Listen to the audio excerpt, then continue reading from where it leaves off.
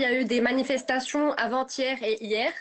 Les manifestants qui ont été arrêtés avant-hier ont tous été relâchés. En revanche, ceux qui ont été arrêtés hier sont encore en détention provisoire et ils vont passer devant le procureur du roi demain matin, donc mardi, effectivement. Donc je confirme qu'il y a bien encore des manifestants arrêtés, dont des mineurs et des jeunes femmes. Enfin, Est-ce que c'est une situation qui vous inquiète?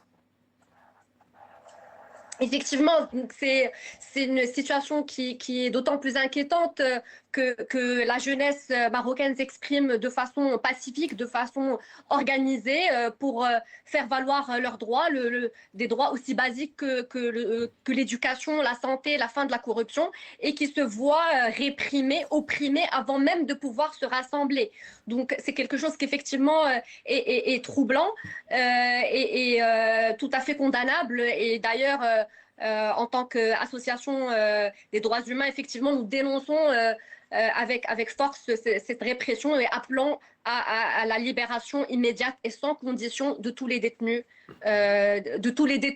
dans ce cadre de manifestations et bien sûr de tous les détenus politiques et d'opinion au Maroc. Et vous l'avez rappelé, manifestation pacifique, et vous avez dit les revendications, notamment réforme du système éducatif, mais également des services de santé publique. Est-ce que vous diriez que ça ressemble à ce qu'on a vu avec le Hirak il y a quelques années au Maroc, ou est-ce qu'on est plus dans un mouvement qui s'inspire directement ou indirectement de ce qu'on voit notamment au Népal ou dans des pays asiatiques, ou comme on vient de le voir au Pérou avec ce slogan Génération Z, et précisément concernant le Maroc, Gen Z 212? Exactement. Donc, Gen Z et 212, l'indicatif du Maroc, effectivement. Donc, moi, je pense qu'il y a les deux. C'est-à-dire que au Maroc, il y a une histoire de mouvance, de mouvement populaire pour la revendication des droits. On a eu notre Printemps des peuples en 2011, donc le mouvement 20 février qui effectivement a pris les rues pour demander la liberté, la dignité, la justice sociale, l'égalité. Et ce sont des slogans qu'on a retrouvés aujourd'hui. Donc moi qui fait partie de ce mouvement du 20 février, je retrouve les slogans aujourd'hui parce que la situation n'a pas changé. Est-ce que vous avez entendu le mot karama, dignité, qu'on avait beaucoup entendu justement en 2011 Exactement. dans les pays arabes? Tout à fait. Exactement. Donc les slogans hier et avant-hier, c'est Hurriya, Karama, Adala Ijtimaïya.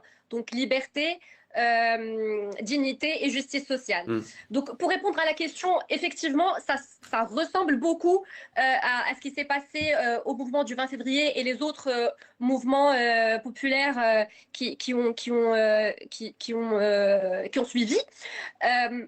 D'autant plus que les jeunes, quand ils se sont organisés sur la plateforme Discord, donc c'est une plateforme qui est très plébiscitée par les jeunes, par la génération Gen Z, effectivement, ils se sont inspirés des revendications de la Gen Z partout dans le monde, notamment au Népal, mais en faisant bien de préciser qu'au Maroc, nous voulons des manifestations pacifiques, etc.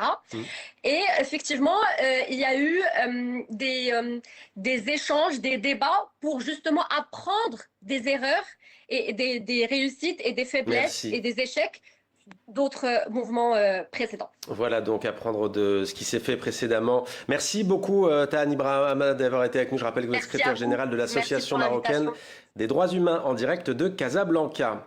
10 ans après leur levée en 2015, les sanctions internationales